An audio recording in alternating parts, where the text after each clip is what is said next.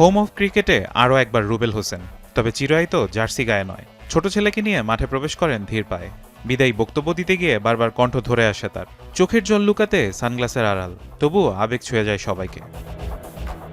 সামাজিক যোগাযোগ মাধ্যমে অবসর ঘোষণা দেওয়ার পর রুবেল হোসেনকে বিশেষ সম্মাননা দেয় বিসিবি। জাতীয় দলের সাবেক এই পেসারের হাতে তুলে দেওয়া হয় 3 ফরম্যাটের জার্সি আর সম্মাননা স্মারক। অনুষ্ঠানে উপস্থিত ছিলেন বোর্ডের প্রধান নির্বাহী নিজামুদ্দিন চৌধুরী সহ বর্তমান জাতীয় দলের ক্রিকেটাররা। বিদায় বেলায় রুবেল স্মৃতিচারণ করেন লাল সবুজের জার্সিতে ফেলে আসা দিনগুলির কথা।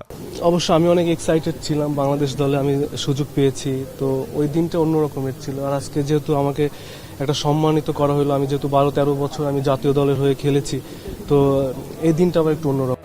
2015 বিশ্বকাপে ইংল্যান্ডের বিপক্ষে স্মরণীয় পারফরম্যান্স সহ 12 বছরের ক্যারিয়ারে রুবেল হয়ে উঠেছিলেন বাংলাদেশের পেস আক্রমণের অন্যতম ভরসা। 2009 সালে অভিষেকের পর 3 ফরম্যাটে 159 ম্যাচে 193 উইকেট, সংখ্যার চেয়েও বড় তার লড়াই আর অবদান। তো ওই দিনটা আমার জন্য অনেকটা অনেক স্মরণীয় বলতে পারেন, এবং আমার জীবনের সেরা একটা দিন বলতে পারেন। নিজের ক্রিকেটীয় উত্থানের পেছনে রুবেল বিশেষভাবে স্মরণ করেন কোচ সারোয়ার ইমরানকে। কৃতজ্ঞতা জানান সতীর্থদের প্রতিও। আমি যখন পেসার হান্টে আমি তখন পার্টিসিপেট করেছিলাম, তখন তো আমাকে চুজ করেছিলাম আমার কি প্রিয় কোচ সারোয়ার ইমরান স্যার।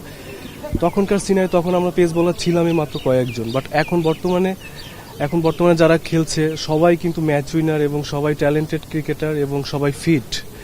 তো এবং তারাও কিন্তু প্রুভ করেছে, ইন্টারন্যাশনালও প্রুভ করেছে, ডোমেস্টিক ক্রিকেটে তারা কিন্তু রেগুলারই প্রুভ করে। পারফরম্যান্সে উত্থান পতন থাকলেও বাংলাদেশের পেস আক্রমণে রুবেল হোসেনের অবদান স্মরণীয় হয়ে থাকবে দীর্ঘদিন।